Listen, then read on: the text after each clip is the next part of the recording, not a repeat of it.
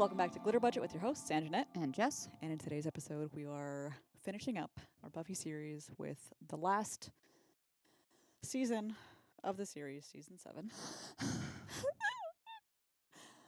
But it's a good season. Good season. Probably my favorite. I wouldn't say it was my favorite. I don't know. I think 6 and 7. I do like. Not that I don't like it, but I don't know if I would put it as like up there with the top. It's definitely top 7. Oh my god. I was like legit like, is it her top 3, top 5? Fucking asshole.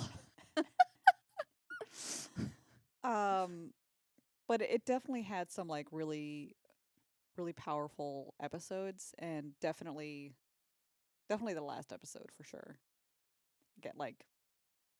It gets me in the feels every time.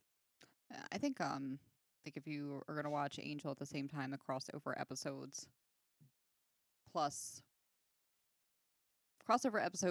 like the last season of Angel, you kind of get a better idea of what everyone's doing. Yeah, after they close the Hellmouth. I definitely like.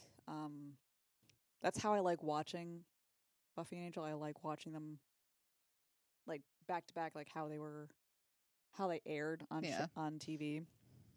But it is. I kind of wish they did more crossover episodes, but I know there was like when they were on 2 different channels, it was hard. Because then Buffy went to UPN and Angel didn't. But I think there's a lot of potential for like more crossover episodes, and I know a lot of shows now they tend to do more crossovery type of stuff now than they did back then. But it was really the ones that they did do, they were good. Yes. And so where we left at the end of last season, Spike went off to what the writers and creator, like Joss Whedon, like they wanted it to make it seem like Spike was gonna go get his chip out, so he could finally kill Buffy. Yes. But they intended the entire time for him to go get his soul back. And so at the end of that season 6, he gets his soul, and you find that out. And then so the beginning of this season, you see the toll that is taken on him. The soul toll. So, he's dealing with the guilt of all of the shitty things that he's done, that he did when he was a demon, like full demon without a soul, I should say, because he's still part demon, being a vampire. Willow kind of went to a rehab-ish area. Like she went to England with Giles to kind of rehab her magic use and kind of be more in tuned with the nature behind magic and like how not to abuse it and stuff like that. And she's part of like this more like all natural kind of coven and stuff like that. I think it was the same coven I think that Giles had borrowed the magic from, right, to take her down. But you kind of like you get that sense. Obviously, Willow has like a ton of guilt for what she had done and a lot of fear of what she's capable of now that she knows. Mm-hmm. But I think too, like she kind of mentions the episode or so, like while she's there, just like I don't want to leave, but basically I get the sense that these bitches are scared of me and they want me the fuck out. Yeah, they were kind of like, yeah, kind of. Please leave. So I think it's still her like coming to grasp and understanding that, like Giles says, like this is you. Like this isn't something that you were borrowed or, given. Like this is you. This is a part of you, and you need to figure out how to balance it and become basically cohabitate with yourself and move on with it. Which I think is kind of like also true to anyone who's struggled with addiction. It's like, you can't forget that part of you. You just it's always there. Yeah. We can't say, like, I get a little irritated when people are just like, oh, like, they've been clean for X amount of time. They're over it. It's fine now. Like, why does XYZ still bother them? Like, because it's not gone. I'm not cured. It's always there. Like, you just learn, again, like, you learn to live with it and move on and embrace other sides of yourself that are healthier. Exactly. But and the same can be said about trauma in general. Like, you never really get over, or like, the death of a loved one, you never really get over it. You just learn to live with that thing that has happened to you. So whether it's addiction, trauma, loss, it's just how you adapt to living with it after the event. I kind of feel like I think my frustration though between season 6, where essentially she was basically almost like the big bad. She turns into this crazy woman that has all this incredible power. To this season where it's just a couple episodes and just some dialogue of knowing where she's been for the past couple months, rehabbing herself. I wish there was either another season or more time for her to accept that, to be a better use during the season. That drove me nuts. That does drive me nuts. It was mentioned several times during the season that she is the biggest, most powerful weapon they have, and she doesn't want to use it. Understandably, but it still kind of pissed me off. Yeah, I think that, like, I can understand it in a way that, like, it's still very fresh. Yeah.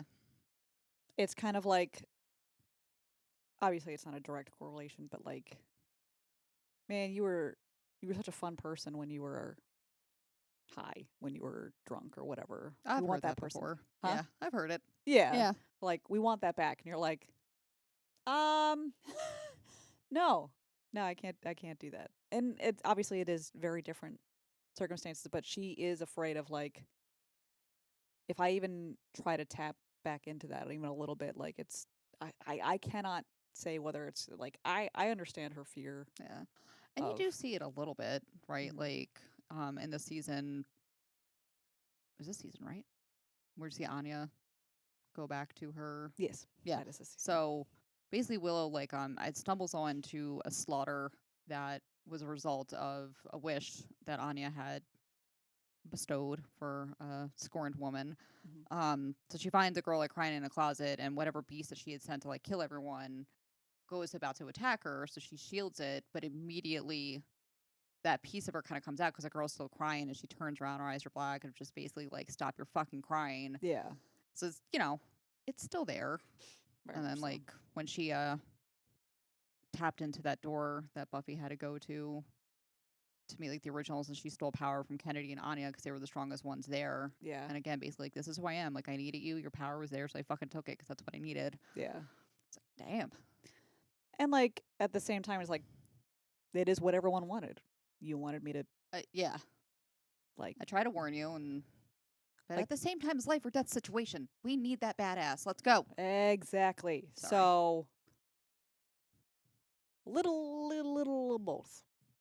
But so yeah, like that's another change. So Anya,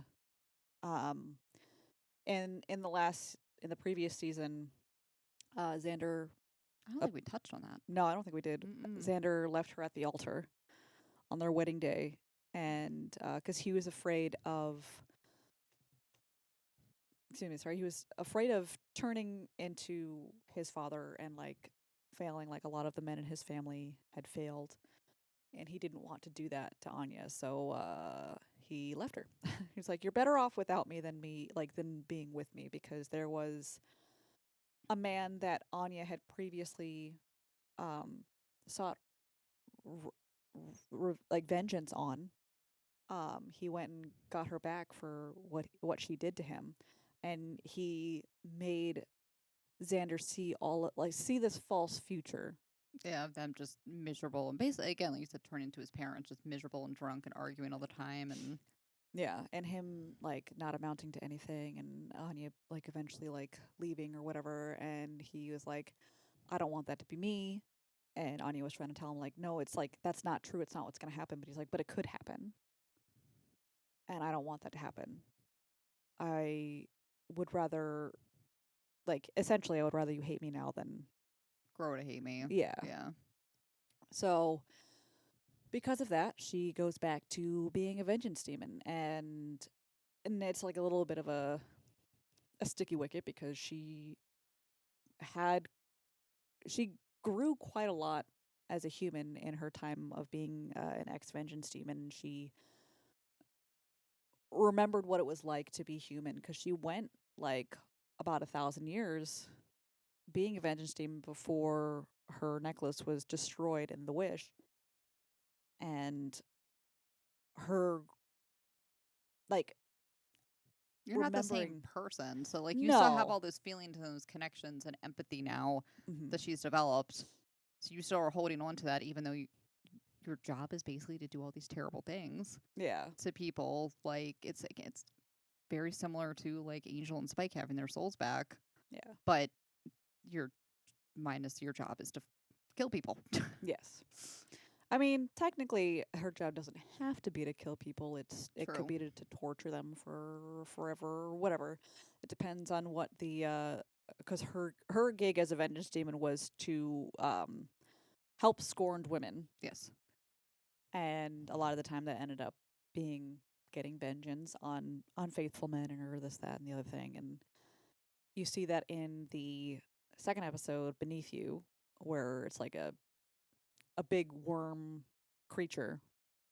That was actually her boyfriend, right? Yeah. Yeah. She was saying, like, wish she was a worm. And that's how everyone finds out that Anya's back to her vengeance demon ways, and they kind of have to deal with that. So that wasn't. I think that puts a big pit between Xander and Buffy, because Buffy's things like, well, even though we were friends, like, you're a demon now and you're doing all these things, so I guess I got to do my job. Well, that wasn't yet. That was with the frat house. Yeah. But like, so at first there's just like, well, stop fucking doing this shit, because it hadn't resulted in anyone dying yet until it got to that frat house, and then it was, you killed all of these people, like an entire frat house worth of people, and like all for the sake of being a vengeance demon. Like, you are now deemed as evil. Yeah. And there was a potential in that episode to address something that Xander had done at the end of season 2. Oh, yeah.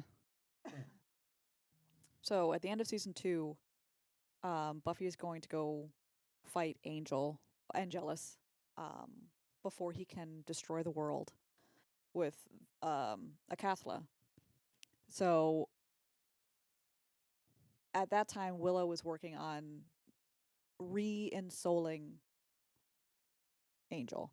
And Willow tells Xander, like, hey, go tell Buffy that we're doing this thing. Yeah. We found it. We got the spell. Like, we're going to be working on it. So you just have to stall him long enough for me to get the soul back in him, and blah, blah, blah. And then Xander catches up to Buffy, and then he's like, okay, Willow wanted me to tell you something. And then he's like, kick his ass. And then what happens, and honestly, like, who knows if she had even told him, like, that they were working on it, if she would have been able to really stop it from stopping what happened from happening. Yeah. You know what I mean? But Xander never had to, like, answer for that. No. And this was an opportunity that, like, a lot of fans are like, he could have finally had to answer for what he did, because that was pretty shitty. Yeah. So Buffy was like, oh yeah, when you said that Willow told me to just kick his ass, like, I did it. And Willow's like, I didn't tell you to do that. And they just kind of skipped over, like, they just kept going. They did not stop and talk to be like, wait, what? You did not tell him to do that? Yeah. So, but that's when Buffy's like, these are the hard decisions that I have to make because I'm the Slayer. And, like, you can look at it like, oh, well, you think yourself so high and mighty because blah, blah, blah, blah, blah. And it's like, because I have to. Who else is going to do this? Yeah. Who else is going to deal with this shit? I think that's that's typically reoccurring theme, but I think laid on pretty heavy, obviously, in the season. It's just we have friends to lean on. You have this, like, you don't have to do XYZ. Like, you could lean on somebody else, especially when, we were introduced to Faith and to Kendra? Thank you. You're welcome. again, like basically giving her that option, and she was always just very much like, nope, I was the first, so it's got to be me. Even though there's 2 other Slayers now, like, nope, still got to be me.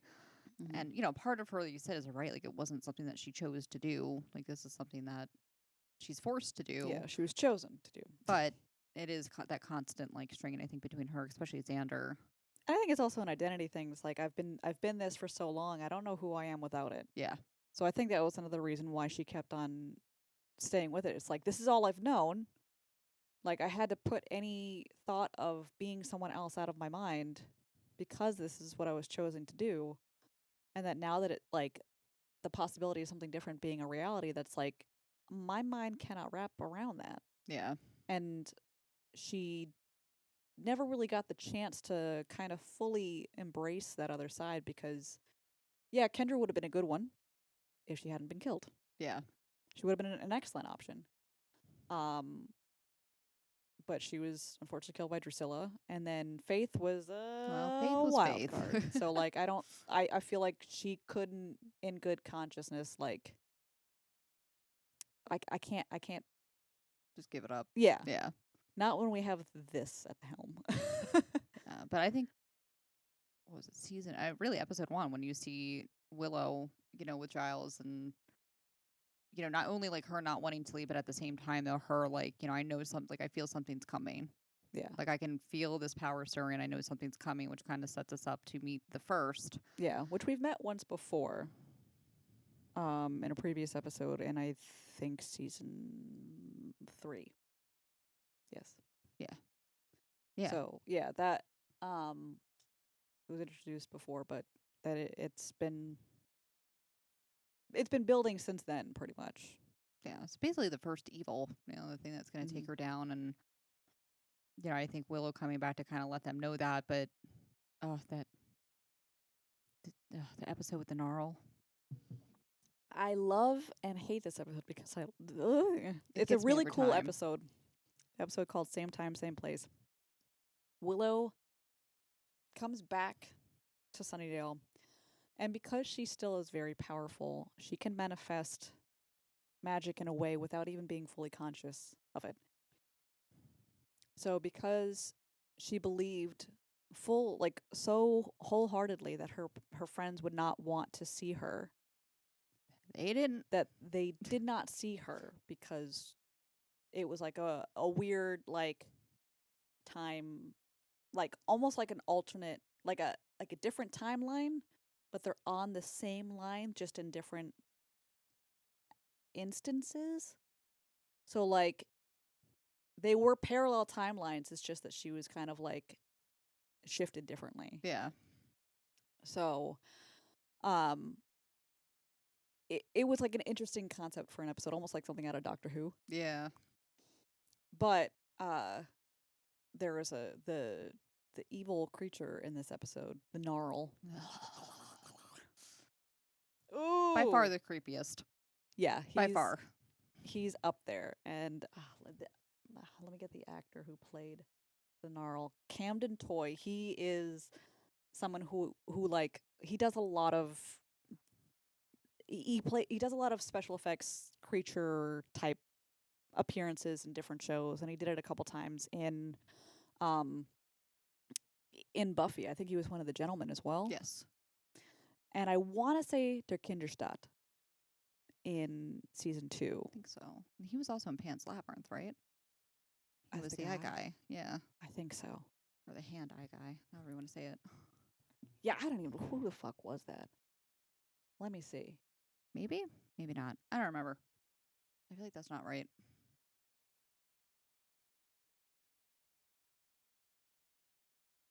You keep talking to the peeps while I look. Oh, Jesus. Okay, fuck. I don't know. The creature was just... He was just super fucking creepy. But I think one of the things, though, too, is like... he paralyzes you and then takes little strips of skin off of you and eats it while you're still alive watching.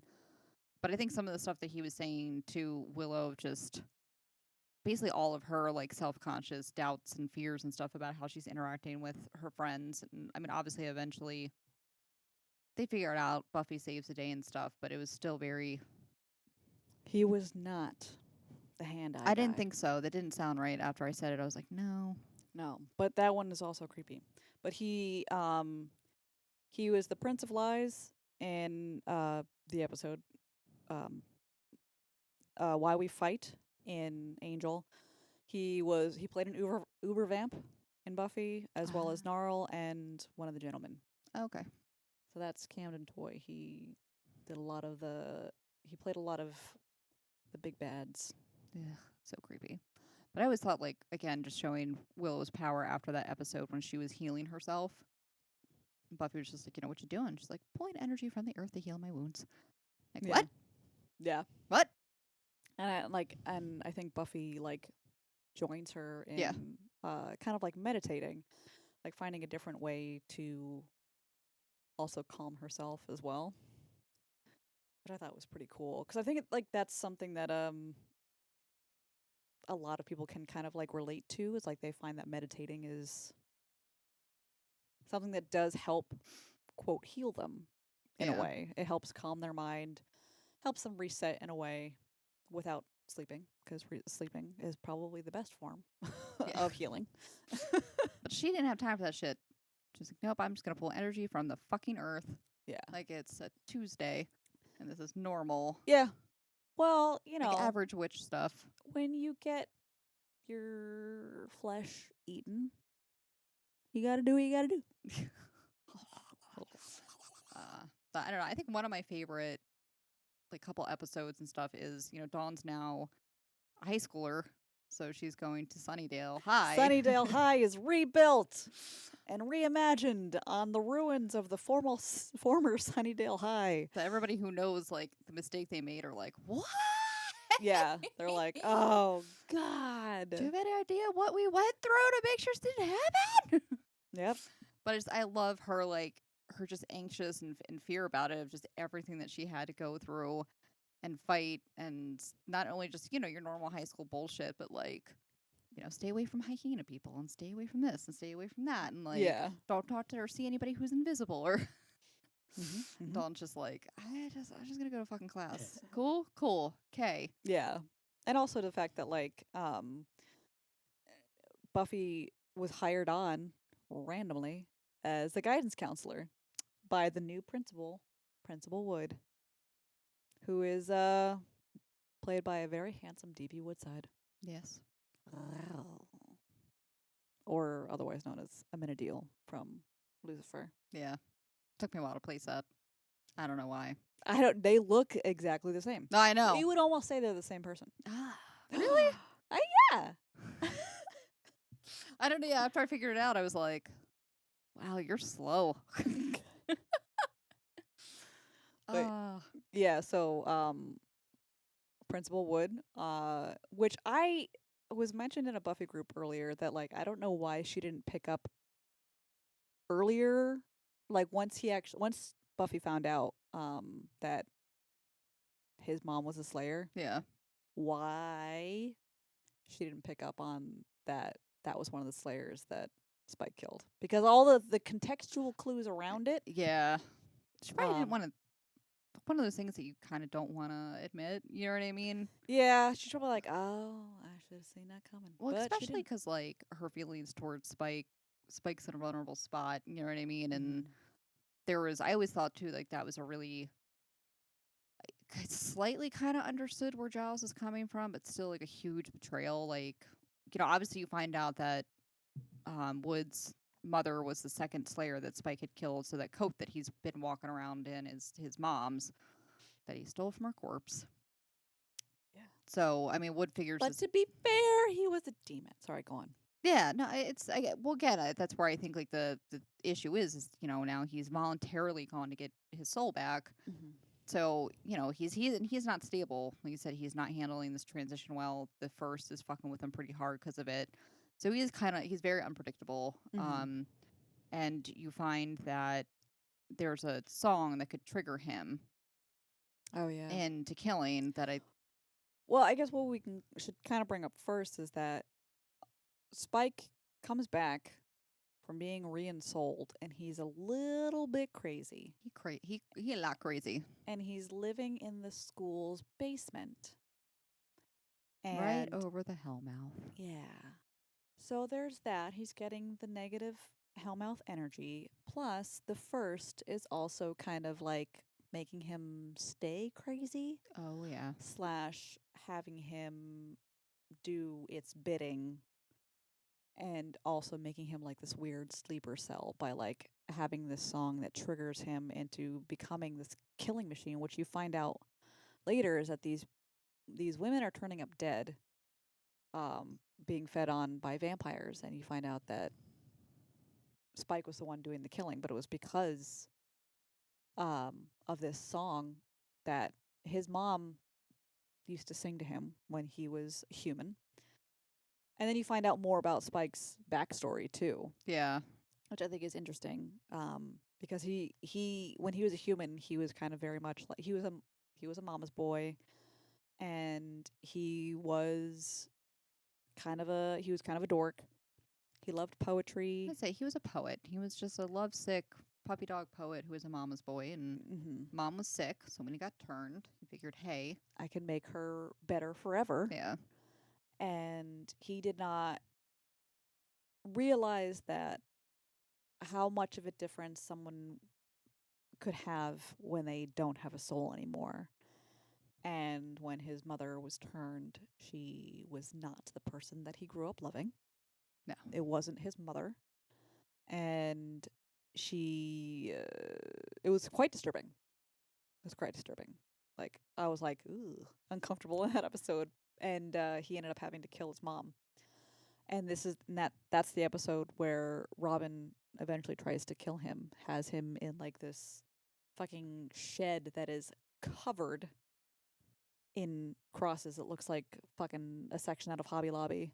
yeah, And that like Spike eventually talks to him with like, hey, I love my mother too. Like, I loved her so much that I turned her. But she ended up trying to have sex with me and I had to kill her. So, you know, we all got our damage. yeah, shit happens. Get over it. But he it ended up during that fight though, he ends up basically overcoming it, and he's can play the song fine. He's no longer this crazy sleeper cell, but Giles basically kept telling Buffy like he's a liability, we can't trust him, he's an issue, and she's just like, I need all the fighters I can get, and he's like the strongest one we have right now. So like you need to fucking deal with it, get over it, like move Or you can on. get out. And Giles knew about the whole he had taken Buffy out, I think that night on purpose to keep her away. Yeah, to keep her away, knowing like what was going on. So it was like huge betrayal between the two of them, like massive. And I think it, again, kind of shows like a little bit Buffy's out of her realm and out of her depth of trying to handle this and try to bring a trainable army together to defeat the biggest evil that they've come up with, when inside your own ranks you have betrayal and people trying to take each other out. Yeah, And like you have dissension in the ranks. Yeah, and like nobody like listening to her, trusting her, And it her only plan. It only fucking gets worse though. But like, so throughout this season, there are potential slayers that were kind of like, you find out that potential slayers all over the world are being killed by the first's minions. Yeah. And so Giles and the council are trying to like round them up, and then the council ends up getting destroyed. Yes. No more council. Giles. Well, and Wesley. And his dad. Or no. Nope. Yep, my bad. Nope. Yeah. Okay, my bad. Taking that back. Yeah. And Wesley. Yeah. So two people. But technically they were dismissed from the council anyway. So that is kind of why they were spared. But anyway, so the council's destroyed, but Giles continues to try to work on gathering all the potential slayers so that they don't die. Because what the first is trying to do is they're trying to make sure that once they kill Buffy, no other slayer can be activated. Right. So, they gather up the potentials. They're trying to ship them off to Sunnydale where Buffy is so that she can like keep them safe. Yeah. And that turns out to be like a bigger it's a huge undertaking, I think, for anyone, and then just it's a task made even more impossible when you find out that they're like you said, there's dissension in the ranks. Like, you have people that are trying to almost actively work against you. It's like, can we just work together for once? Like, I know you guys have your issues with each other, but like, for fuck's sake. Yeah. Oh, it's my shoulder. Oh my god. Yeah. Yeah, falling apart. Anyways. Yeah. I think too. I mean, obviously, it doesn't help that they're all fucking teens. So you got a house full of whiny fucking teens who are still trying to wrap their head around that this shit's real and what this means for them. Yeah. You know, trying to be able to fight and stuff like that. You know, things aren't going very well now that you have like the Uber vamps, or what the first calls like real vampires. Yeah. They ain't easy to fucking kill. You know, so seeing Buffy already struggle right out of the gate, they're kind of like, yeah, we're all gonna die anyway. I'd rather not do it here. Yeah. And they're kind of like, hey, an Uber vamp almost like completely destroyed the Slayer, the actual Slayer. What chance do we have against an army of them? Like, what the fuck? It's a fair question. So, I mean, that is true. I would be wondering quite the same. Yeah. Like, I'm not saying I would have been an easy potential, and but fuck. But also, like, so that's quite the feat that Buffy has to undertake. And this is kind of like a sidebar. You see in this season quite a bit all of the people that Joss Whedon uses in other other projects. So there's an episode called Conversations with Dead People, where there's I guess a person that Buffy went to high school with, and it turns out that he's a vampire. He was turned, and she's waiting for him to arise from the grave to be a vampire so she can kill him, and then they end up having like this existential conversation. And he was in Firefly for an episode, and he was also in Angel. I believe I'm not placing it. Okay. Like, I know the actor you're talking about. I know the episode and stuff like that, but I can't picture him in either series. Hold on 1 second. My bad. Sorry. You keep talking. What was him? And then I'm blanking here so fucking hard, and I am sorry. Nathan Fillion. Yeah, I was gonna say Jonathan Woodward. That's his name. He was in this episode. He's Holden Webster. Yeah. In Firefly, he was when they were in actually in the war. He was the guy who was he sent them a message saying like, "Hey, if you can get my body back to my family," and it turns out that he was like smuggling organs. Yeah. And then in Angel, he was he kind of had a crush on Fred, and he was a scientist. Oh, duh. Jesus. He was the fucking tool bag that betrayed everyone and was the reason why Fred died. Yeah. Yeah. Okay, that's right. Yeah, that was that guy. Fuck that guy. Sorry. And then Nathan Fillion, of course, is really the first like right hand man as Caleb. Yeah. I thoroughly enjoyed him as Caleb. Like, fully. I did feel kind of bad though when he poked out Xander's eye. It was gross. It really was. It was gross. But there's a party in my eye socket and everyone's invited. But also Felicia Day as one of the potentials. So she and Nathan Fillion go on to do Dr. Horrible sing-along blog. Yes. And that is truly delightful. That's something that you can watch literally every day because it's only 45 minutes long. It's only 45 minutes. That's a better Irish accent than fucking Angel had. I don't know what Angel had, but it wasn't it was garbage. Like, my accents are terrible. I feel like a weird hodgepodge. And you can do a better job. Oh, yeah. Yeah. Yeah. But that's Fuck. I love in the Buffy groups all of the Irish people that are like, we still like it's not it hurts us to this day, and we still aren't ready to accept that he was attempting an Irish accent. And like, we're almost over it, but we're not. I mean, I'm not even Irish, and I can't get over it. I'm not. Yeah, it was disgusting. It was quite truly. I cannot believe. Out of like, really, they could have done anything to help with that. They could have had like consultants on the show. They could have had dialect coaches. They could have done everything. Like, you had the money, or maybe just switch up his fucking ancestry then. Yeah. Like, don't make him Irish. No. Because it didn't because really do anything for the character either. yeah, but also like it it made no sense as to like he started off very Irish, and I know he was like 100 years older than But he had like Spike. no even hint. No hint of Irish accent, No. like once like it currently, quote unquote, but like Spike still sounds British, Right. like less posh than what he was when he was human, but he's still British. Yeah. No, it just made zero fucking sense whatsoever. I don't know what they were trying to do there, but it was garbage. And I do wish that they would have embellished more on Halfrek, who is Anya's vengeance demon friend. Yeah. And because that actress is the same actress who played Cecily, who is Spike when he was a human, William's original love interest. Yeah. And she was the first one that would say, "You're beneath me."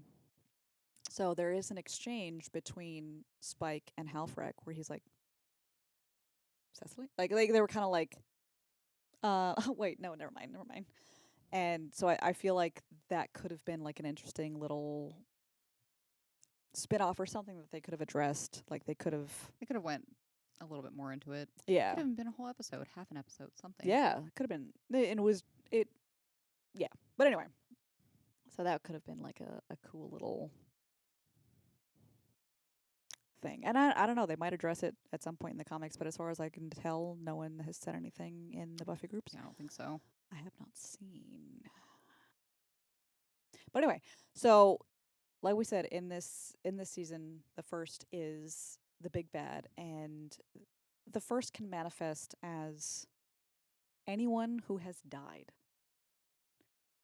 And the reason, like, some people are upset that they didn't bring Tara back to like, but Amber Benson, who plays Tara, I think she had like scheduling conflicts throughout this season, so she was not able to, and that's kind of like why they didn't have her come back. But it would have been it would have been interesting. It would have been a heartbreaking episode, I think. Oh yeah, it was for the sure. heartbreaking episode of like the. So there's an episode basically when, I guess it's determined, like the first is definitely here. It was the episode that we were just talking about, where everyone's talking to dead people essentially. Oh, conversation. Yeah. But Willow's in the library, and there was a girl like early seasons, I think when they were still in high school, that they had tried to save. That was the same girl, right? Azura Sky. Yeah. So basically, like in that episode, she knew she was going to die. They think that they save her from whatever, and she ends up dying anyway from, I think, like a natural cause. Like it was just her time. So she presents to Willow as if she's a messenger and giving a message from Tara. Yeah. And it starts out kind of like very light and loving and stuff, and basically she's just like, yeah, you should fucking kill yourself. Yeah. And then she turns into that creepy mouth thing and turns inside out. And I was like, oh, that's so unsettling. Yeah. Oh God. But there were a lot of potential to bring back people, because like the Master was brought back, the Mayor was brought back. I think Glory, like they brought back a lot of the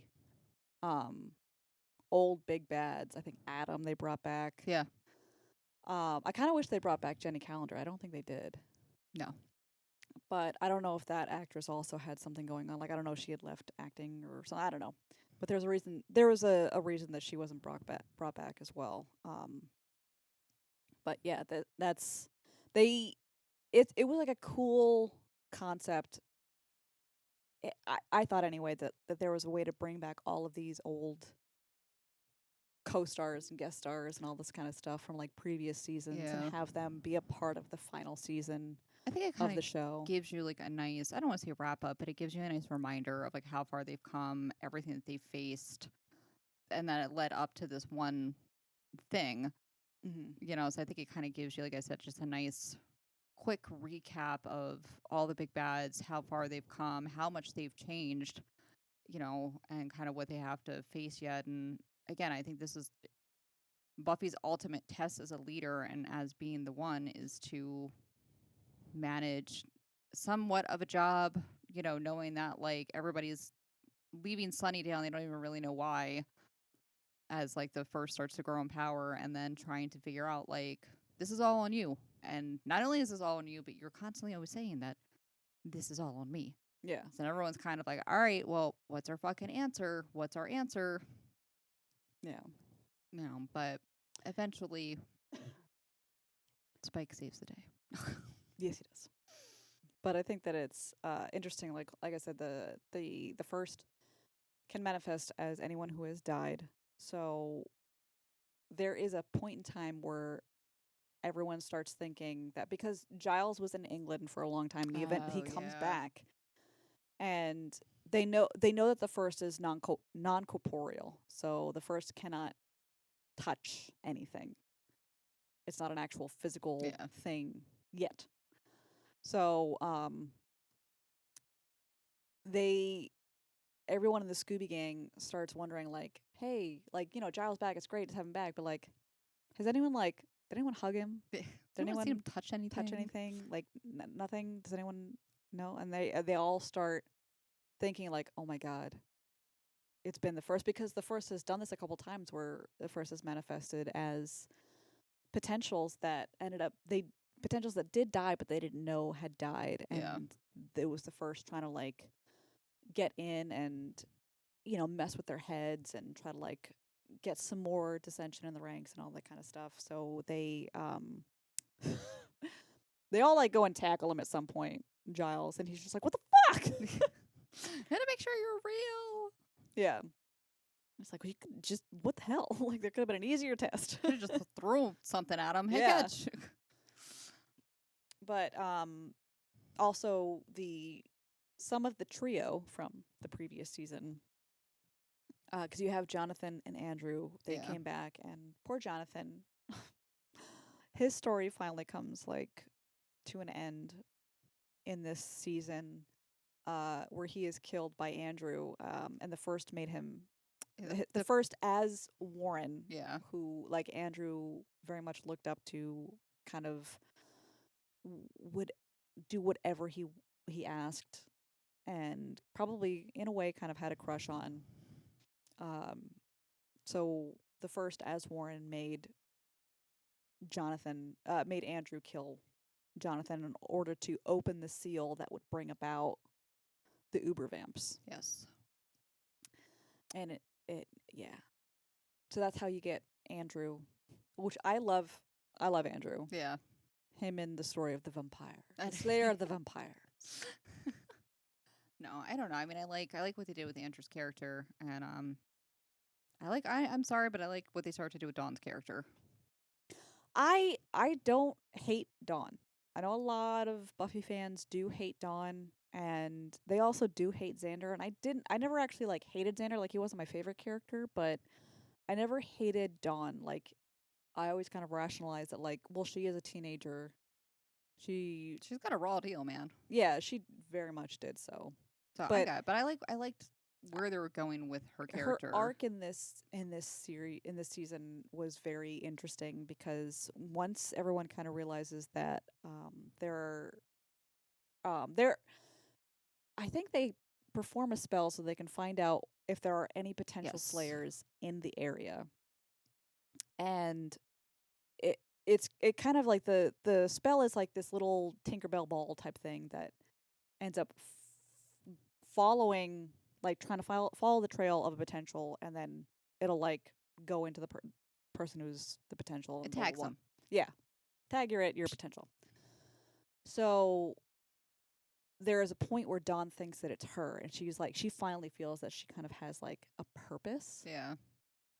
And then she realizes that it was someone else who was like kind of behind her at the time, or like on the other side of the door. Yeah, like she went to, and you kind of see her a little bit in like a couple episodes, like in Dawn's class or high school, whatever.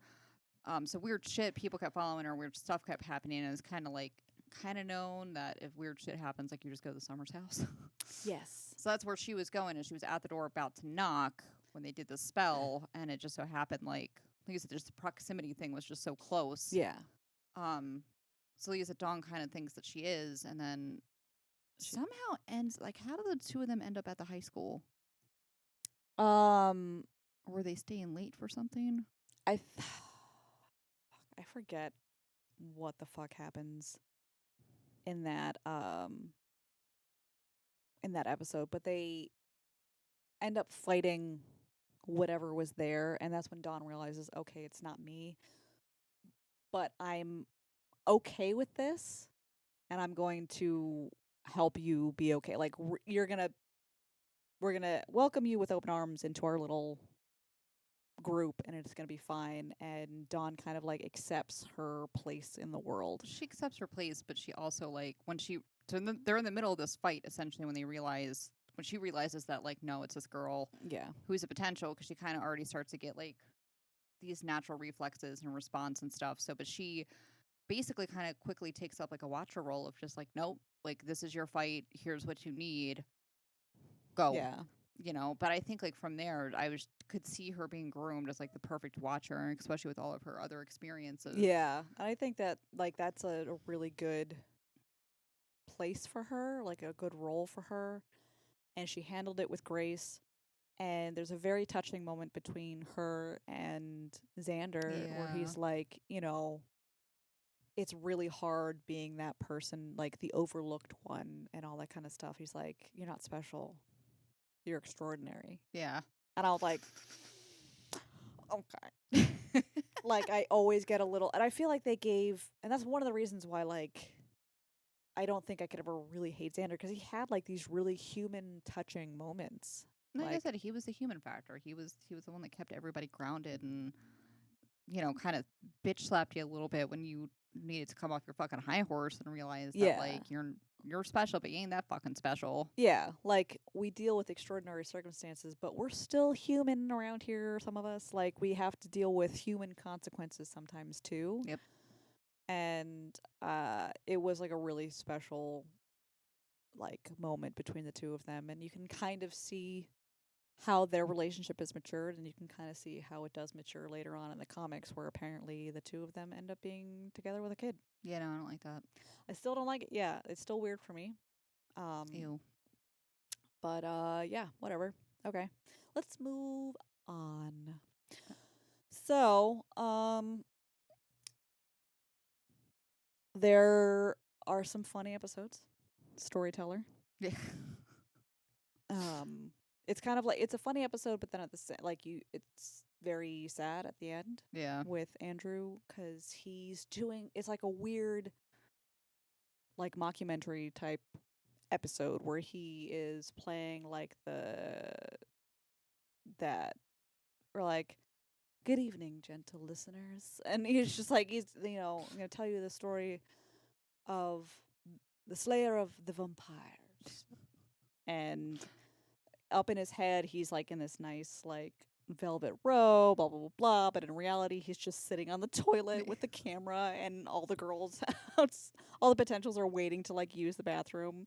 And Anya's like, well, why can't you just masturbate like the rest of us? But he is trying to, like, probably in a way cope with what he has done, Yeah.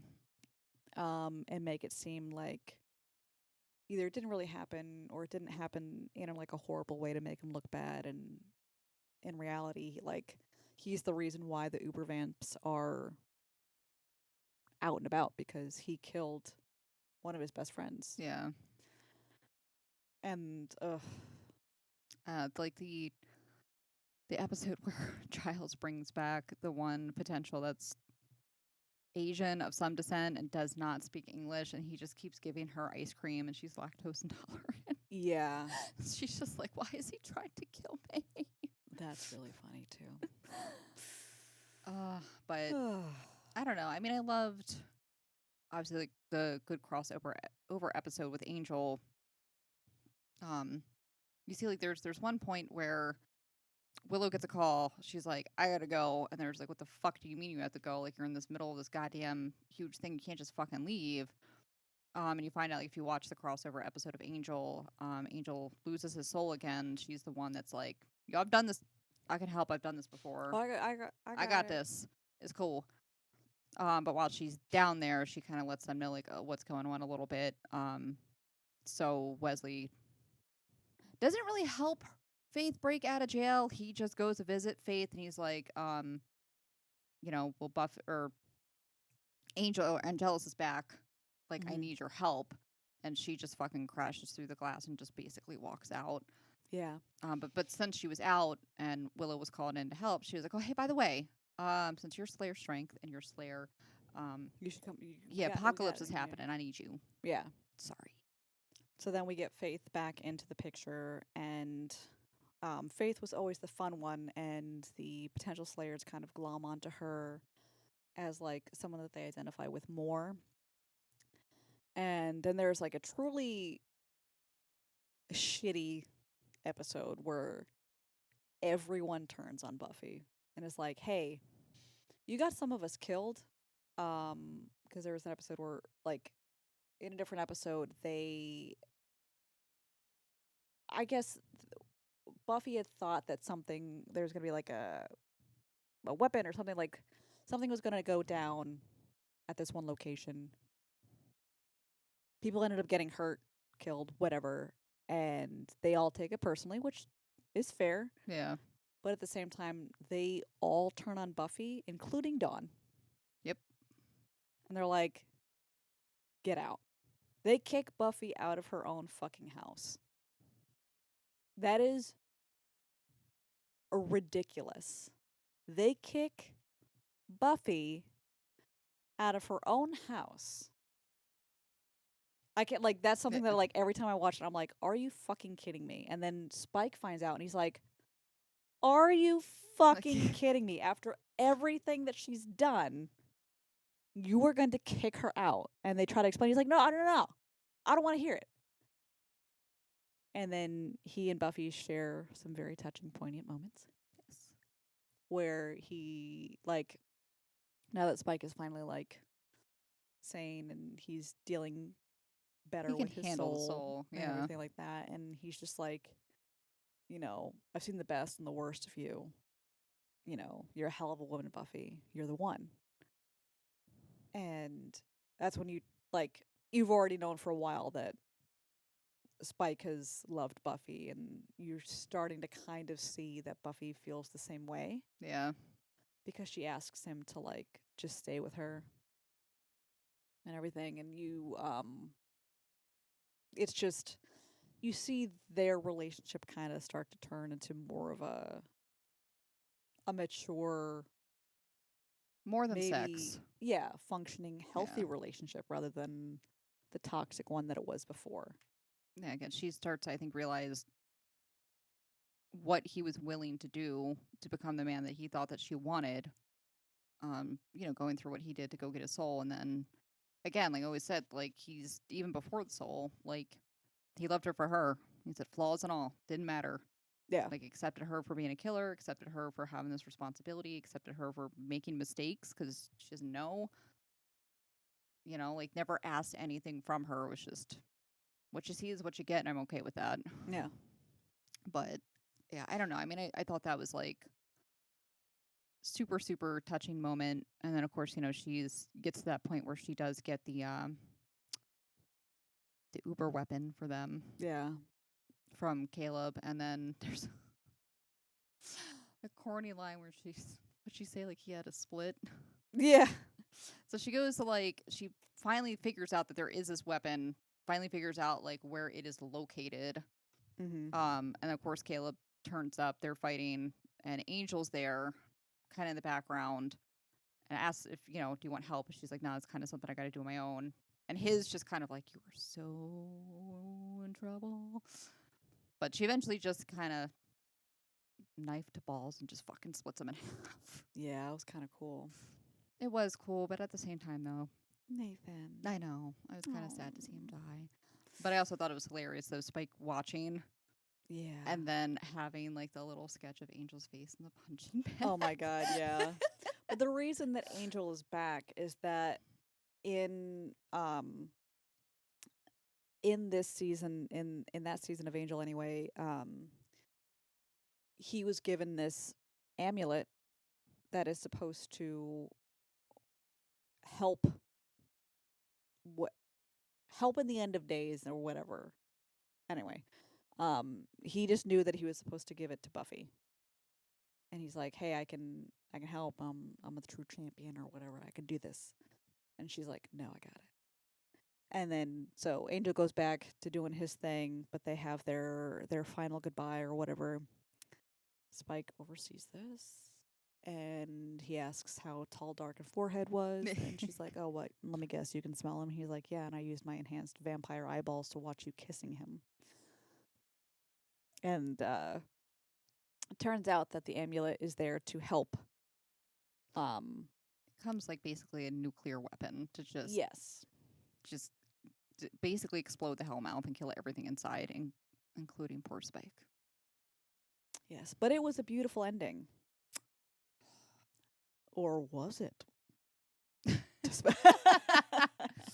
there's if you want more Spike, basically just watch the last season of Angel. But Yeah, that whole thing of, and they don't really know what the amulet does. They just know that Spike has to wear it, so they have no clue like what's gonna happen. But with the weapon that Buffy found is made specifically for Slayer, so Willow is able to create a spell that unleashes every potential. So now every potential is a Slayer. yeah. They So have like Slayer strength and every girl that could have the power does have the power. And that's like that part always gets me too. Like when gets me in the feels every fucking they time. do the montage and you see all the different girls around the world getting activated, and I'm like,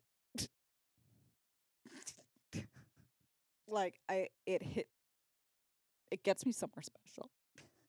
And when I think about it now, I'm like, I want to be that. That's like I want it. misty-eyed. Yeah, I guess. But yeah. So you kind of see Willow become like the White Witch at that point too. So she is the opposite of what she was before.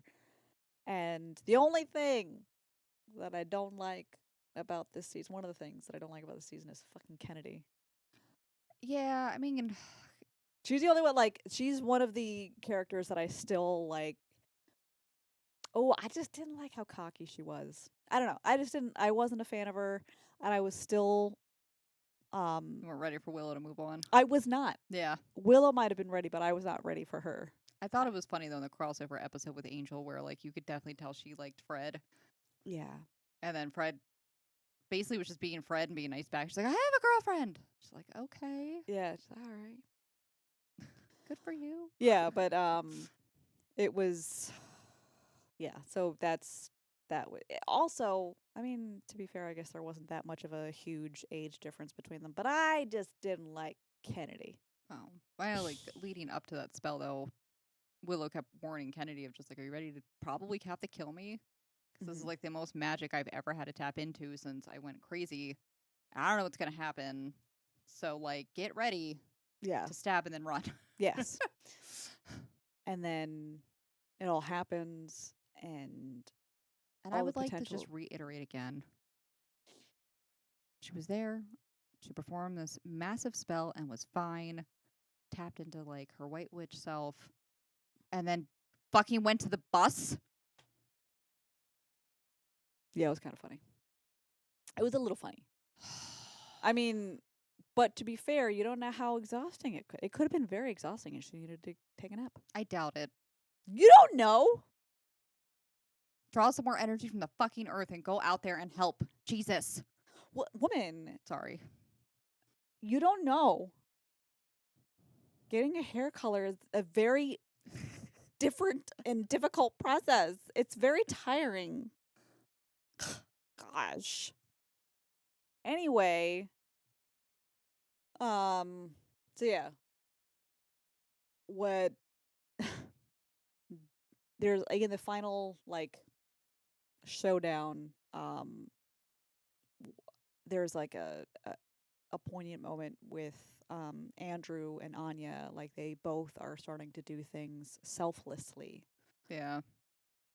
And I feel like it was a nice moment, but then Anya gets sliced in half and dies. But Emma Caulfield was like, I don't want to have to be brought back for any kind of like spin-offs or like the other episode, like any other series or whatever. Yeah. I just like Make this shit final. just like kind of like clean up, wrap it up my character's story arc for once and for all. I feel like it's a good way to end. Yeah. And it kind of was like she kind of came full circle, like as like a re-ex former vengeance demon. Like She was a vengeance demon. She found love. She was a human for a while. She realized that she couldn't do the demon thing anymore because of that. yeah, and So she she helped ultimately. And yeah, it but was a nice way for her character to end, as much as painful as it was. But it was nice. And then Spike ended up using the amulet, being burned to a crisp, but he was embodied in the amulet and was, I don't know how they recovered the amulet and had it sent back to Wolfram and Hart, but I feel like it's just it's Wolfram and Hart type shit. yeah, I feel like that was kind of like I mean, the whole reason why he was again brought back and given the amulet, like the whole thing was because of Wolfram and Hart, yeah, just in general. in the But Sandshoe prophecy. yeah, But yeah, so they didn't suffer too much loss in the final episode. Like no, I think there were some other nameless potentials that ended up dying. yeah, there was definitely some. But I mean, I think if you really think about it too, like the final battle really wasn't that long. No, Because by the time like they had their plan of, like Xander and Dawn, Principal Wood and Giles, and then Anya and Andrew, basically like on the first floor of the school. So any stragglers that happened to like get by the Slayers that are actually down there, it was their job to make sure they were killed. Which really, if you think about it, they were fighting in the middle of the day, so just let them run out of the fucking building. But whatever. Yeah. Anyways, where was I going with this? Oh, so you had that, performs the spell, unleashes all super Slayer strength. They're all basically sharing like the weapon as well, whoever needs it. Yeah. And then shortly after, again, because they don't know what the fuck this amulet's supposed to do, Spike's like, "Oh, You might want to get out of here. it's doing stuff. Fuck." And they're like, okay, let's get out. And then essentially, like she said, like Jess had said earlier, it's like a nuclear bomb. So there's like a crater where Sunnydale was. Yeah. And at the end of the episode, they're like, well, what are you going to do now? And they're like, well, there's a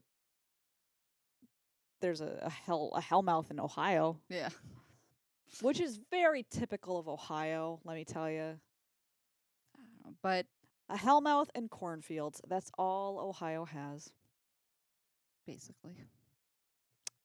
I don't know. I do like after watching season 5 of Angel though, well season 4 and 5 really, Andrew eventually pops up and he's just like, listen, like our job basically at this point is just to round up the Slayers and keep training them and kind of like rebuilding a council in a way. Yeah. And then you find Buffy and Dawn are just like living the life in Rome. Yeah. With the immortal. It kind of yeah. That's what I like in that last season. It would have been nice to have some more crossover, well, some more like guest star appearances. Yeah. But it was just Tom Lank that came in, which was fine. Like I do enjoy Andrew's character anyway, so like it was fine. But I feel like having, a Buffy guest star or something like that, or another Willow one or something, it would have been interesting. Yeah. I don't know. Like I said, at the very least, I appreciate to kind of know like what the fuck they were doing afterwards. You know what I mean? So that was pretty cool. Yeah, it was cool. It was cool. But yeah, so that was the final season of Buffy. Like I said, we're gonna talk about big bads, I think, and other elements of the show. Maybe with some more like in-depth trivia of each season instead of just recapping. Yeah, we'll do another episode or so. Yeah. So anyway, that's season 7. It was from a nice way to finish up the series. It wrapped it up pretty well, I think, for the most part. I think between that and again Angel, between the two shows, like it wraps everything up pretty well. Yeah, and they also continue the series in comic book form, which I haven't read, but I do intend to read so I can figure out what the fuck is going on in that. But it was a nice end. I wasn't dissatisfied with it when it first aired. I'm still like still not dissatisfied with it, but like It was good. I felt okay letting it go, unlike the last season of Dexter. Anyways, so if you haven't checked it out by now, watch it, love it. Let us know what you think. And yeah, we'll come back with another episode. Just maybe some fun episodes about the big bads, which one's our favorite, why, and maybe one just like a little bit more trivia type stuff. But we'll eventually move on to some other 90s show at some point. Maybe. We'll see. We'll see. Wow. All right. No, I'm kidding. Anyway, all of our social media will be linked in the description box down below.